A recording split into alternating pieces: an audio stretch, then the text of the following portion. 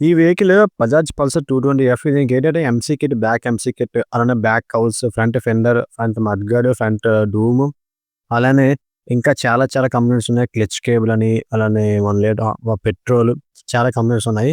To be frank చెప్పాలంటే 4 coils 4 coil చూసారుగా ఎంత జీరో అయిపోద్దో. ఈయన కస్టమర్ మనకి ఒక 4 మంత్స్ బ్యాక్ అయితే వచ్చారు. ఇలాగ బ్రేక్ ఇష్యూ ఉందని చెప్పేసి బ్రేక్ ఇష్యూ మనం రిపేర్ చేసేసరికి ఆటోమేటిక్‌గా దానికున్న మొత్తం కంప్లెయింట్స్ అన్నీ కూడా ఐటెమ్స్ లేకపోతే ఆర్డర్ పెట్టి మరి మనం తీసుకొచ్చాము. లేట్ అయితే అయింది. బట్ కంప్లీట్‌గా పనైతే అయింది.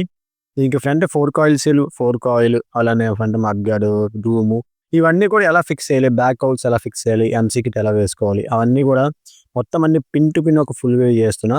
ఒక చెక్ చేయండి ఫుల్ వీడియో అనేది. ఇన్‌కేస్ ఎవరైనా మీరు 220 వెహికల్ డూమ్ ఎలా ఓపెన్ చేయాలి ఈజీగా అంటే మీ టెక్నీషియన్ అయితే సింపుల్‌గా ఎలా ఓపెన్ చేయాలో ఫుల్ వీడియో చేశా. ఫుల్ వీడియో మన ఛానెల్ చెక్ చేసేయండి. కానీ కస్టమర్‌తో నాకొచ్చిన ఒకటే ఒక ప్రాబ్లమ్ ఏంటంటే ఏ ఇష్యూ వచ్చినా బండి ఓనర్‌కి మళ్ళా కాల్ చేయడం, ఒక చిన్న బల్బ్ వేయాలన్నా సరే వాళ్ళు కాల్ చేయడం. అంటే ఐటెమ్స్ పెరిగే కొద్దీ డబ్బులనేది ఇన్వెస్ట్ చేయాలి కదా! ఎవరన్నా కామన్ అది. But end of the day దానికి ఒకటనుకుంటే ఇంకొకటయింది. మొత్తం అన్నీ కూడా ఒరిజినల్ ఐటెమ్స్ తీసుకొచ్చి సరే కదా! మొత్తం అంతా బ్రాండ్ న్యూ. మళ్ళా డేంజర్ లైట్ కూడా పోయింది. టెయిల్ లైట్ కూడా మళ్ళీ ఒరిజినల్ తీసుకొచ్చి ఇంత పెట్టుబడి పెట్టిన తర్వాత దీనిలో ఎందుకని చెప్పేసి అనేసరికి మళ్ళా టెయిల్ లైట్ ఒరిజినల్ తెప్పించి మొత్తం అంతా కూడా వెహికల్‌కైతే ఫిక్స్ చేయడం జరిగింది.